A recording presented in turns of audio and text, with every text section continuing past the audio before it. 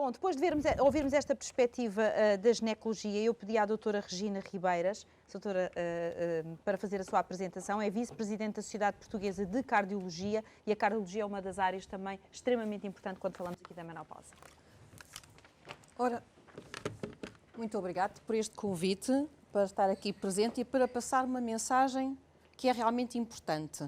E a mensagem diz respeito ao facto de que a doença cardiovascular realmente não tem pausa. Essa é que não tem mesmo pausa. E, sobretudo, nas mulheres não tem pausa. Ela percorre a vida toda a partir da idade adulta. E é algo que não está ainda muito claro. Pode começar a passar já os meus slides, por favor, e vamos avançando neste tema, porque é um tema que parece um pouco depressivo por causa dos números. E os números realmente são terríveis, porque a nível mundial as doenças cardiovasculares matam por ano 17,9 milhões de pessoas. Portanto, isto é um número absolutamente avassalador.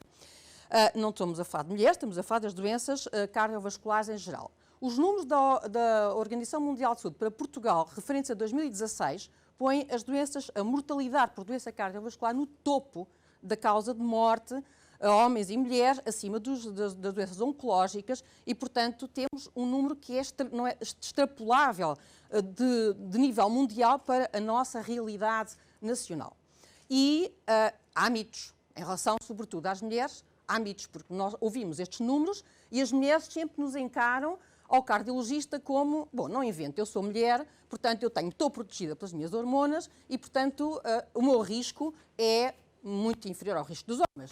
Estes são os mitos, que os homens morrem de doença cardiovascular e as mulheres de cancro, que a doença cardíaca só afeta as mulheres mais velhas, que fumar é bom para controlar o peso, que se fumar só 2 a 3 cigarros por dia, o risco cardiovascular é muito baixo, que as mulheres grávidas ou após parto não têm infarto, e que, não havendo sintomas, não há motivo para preocupação. Bom, nada disto, isto são mitos, efetivamente. Eu estou a deixar assim umas dicas no ar, podemos discutir depois, porque podíamos agora já aqui, uma a uma, e esgotávamos os 7 minutos, porque realmente isto são verdadeiros mitos. E os mitos são-nos colocados debaixo dos olhos, porque a mortalidade global na Europa mostra-nos isso. Temos aqui a mortalidade para as mulheres e a mortalidade para os homens, e as mulheres com números perfeitamente equivalentes aos números dos homens no que diz respeito à mortalidade cardiovascular, cardíaca, o AVC e outras causas de doença cardíaca, como a insuficiência cardíaca ou, por exemplo, a doença cardíaca promovida ou feita pela quimioterapia do cancro da mama, por exemplo. Também é uma causa cada vez mais notória. A morte prematura, que está aqui tapada pela minha imagem agora neste ecrã, pelo menos, obrigado, a morte prematura das mulheres verifica-se que realmente não tem que ver com a pausa, não tem que ver com a menopausa, vem antes. E é ao longo da vida adulta, e as doenças cardiovasculares matam realmente mais que a soma dos cancros, das doenças oncológicas. Estes resultados que eu estou a pôr aqui são resultados do chamado Atlas da Cardiologia, promovido pela Sociedade Europeia de Cardiologia, que é um registro europeu, mas que engloba também os países do norte da África. E o registro mostra os resultados globais da Europa, mais esses países do norte da África, e depois os resultados nacionais. E neste Atlas ficou-se que as doenças cardiovasculares são, de facto, a principal causa de morte das mulheres.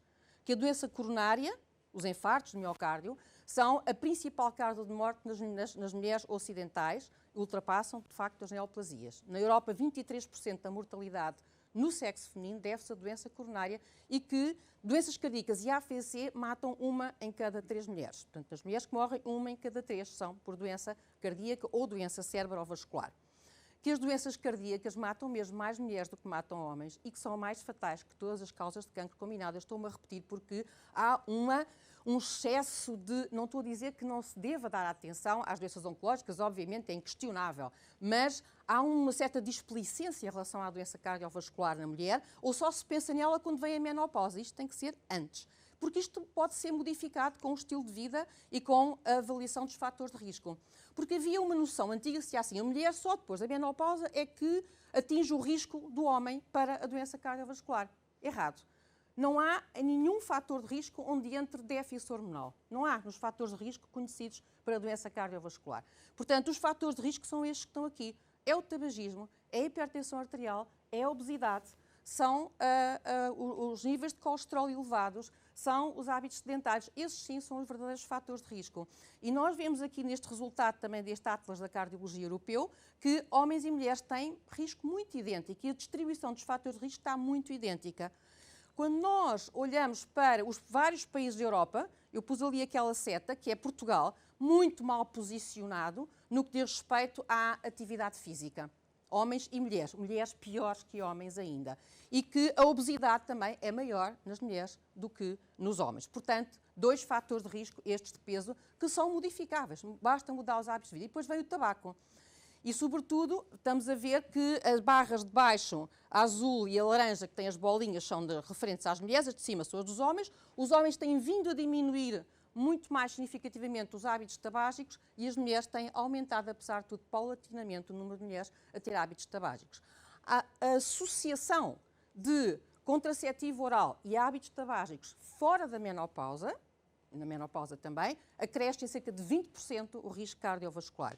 E é muito importante ter esta noção e não a deixar passar em claro. Em Portugal, obesidade, hipertensão, diabetes são mais frequentes nas mulheres. E as mulheres com infarto de miocárdio, isto é o resultado de um registro nosso nacional, mostra que têm pior acesso ao tratamento em relação aos homens, têm mais risco de complicações dentro do hospital e que têm uma mortalidade hospitalar 2 vezes superior à dos homens, o que é brutal. E isto tem várias causas. Tem o facto de elas próprias não terem a consciência do seu risco, o facto de também não serem entendidas dentro dos ambientes de urgência hospitalar, como estando a ter um sintoma, efetivamente, de infarto de miocárdio, portanto, são tratadas mais tarde e também têm menos doença obstrutiva, portanto, a doença é menos evidente. E, portanto, as mulheres têm que ser particularmente sensibilizadas para este tipo de problemas. Isto é uma tabela de score de risco, só para mostrar que não está aqui nada referente às hormonas femininas. Este é um score de risco internacional que se utiliza. Não há aqui nenhuma hormona feminina metida. Isto é idade, colesterol, hipertensão arterial, tabagismo, obesidade. Isto é que são os fatores de risco. É destes fatores de risco que nós temos que nos preocupar e trabalhar estes fatores de risco e não outros quaisquer. Há várias campanhas mundiais. Esta é uma campanha da Sociedade Americana, da American Heart Association, que para exatamente levantar é Go Red for Women. Portanto, é uma campanha que já decorreu há uns anos, mas continua ativa, para lembrar que as mulheres, os sintomas de infarto de miocárdio não são exatamente os sintomas dos homens. Porquê? Porque os paradigmas da medicina são o homem, ainda. Portanto, o homem tem mais dor no peito que irradia para o braço ou para o queixo. Logo, as mulheres também têm que ter a mesma coisa. Não é verdade. As mulheres têm muitas vezes outro tipo de sintoma. Têm um mal-estar torácico, têm uma sensação de sudorese, têm uma sensação de náusea associada. Não é exatamente a mesma coisa. Têm um cansaço extremo torácico. Portanto, há coisas que são diferentes e é preciso que as mulheres também saibam que os sintomas não têm que ser exatamente iguais àqueles que estão descritos para os homens. Estas são 2 campanhas neste momento da Sociedade Portuguesa de Cardiologia. Uma chama-se Bem Me Quero, é uma campanha que foi reativada, já existiu e agora foi reativada outra vez, que é exatamente para sensibilizar as mulheres. E a outra é Cada Segundo Conta no Infarto de Miocárdio, para que as pessoas, quando têm sintomas, homens ou mulheres, sintomas típicos ou não típicos, pensem que se têm fatores de risco, se são um grupo de risco, porque ser um grupo de risco não é estar na menopausa, é ter fatores de risco, aqueles que eu disse para trás, têm que os valorizar. Muito obrigada. Obrigada. Doutora, já agora queria lhe pedir, e porque restaram-lhe 2 milagrosos minutos, queria perguntar-lhe o seguinte: percebi pela sua apresentação que efetivamente há aqui uma ideia feita e muito enraizada na população de que o grande risco está nos homens e nas mulheres nem tanto. E eu pergunto, de onde é que vem esta ideia? Que nem ninguém fala dela, não é? Como se isso não fosse importante. E onde é que isto vem? Das próprias mulheres também. Porque as mulheres sempre foram habituadas a ser o pilar da casa, não é? Têm que estar sempre prontas para tudo, presentes para tudo, e, portanto, a sua própria saúde foi sendo descurada. E a percepção de que os homens, isto é muito cultural, vem de trás, os homens são o pilar económico da casa, ou eram, em tempos idos Tem e, que ser portanto, cuidados. têm que ser protegidos. Ok. E as mulheres também adotam sempre uma atitude muito maternal em relação ao seu próprio companheiro. Não é? Ele tem um sintoma, tem que ir ao médico. Não, eu não tenho nada, eu estou bem, não preciso de nada. Portanto, mas é uma atitude que é muito cultural e que tem que ser, de facto, modificada. E, sobretudo, porque houve, durante muito tempo também, porque nos ensinaram isso na faculdade, o risco das mulheres cardiovasculares só atinge o dos homens depois da menopausa. Portanto, as mulheres passaram a vida toda. Eu só depois da menopausa é que vou preocupar. Até lá não me vou preocupar. Coração não é preocupação. E sabe-se, de evidência científica acumulada ao longo de décadas, que, de facto, a terapêutica hormonal ou a falta das hormonas não é um fator de risco. Pode ajudar a reduzir o risco, mas não é um fator de risco, é que são conceitos diferentes. Ou seja, esta tónica que até agora era colocada nas hormonas deve ser, se calhar, transferida para o estilo de vida saudável, por exemplo. Exatamente, para os fatores de risco, para o colesterol, aquela coisa de se medir só o colesterol total, errado. Há o colesterol que é o colesterol mau, que é o LDL, que é o que faz a aterogênese, que é o que modifica a parede das artérias. Há o tabaco. A associação do tabaco aos contraceptivos, isso sim, sabe-se que é um potenciador de lesão da parede do revestimento das artérias, portanto, e da aterotrombose e da aterogênese. A obesidade, o sedentarismo. Neste registro Atlas é muito interessante, os resultados são muito interessantes. Nós ficamos relativamente posicionados a meio da tabela dos países europeus no que diz respeito ao controle da hipertensão arterial, ao controle da diabetes. E estamos péssimos no que diz respeito ao sedentarismo e no que diz respeito à obesidade e também ao tabagismo.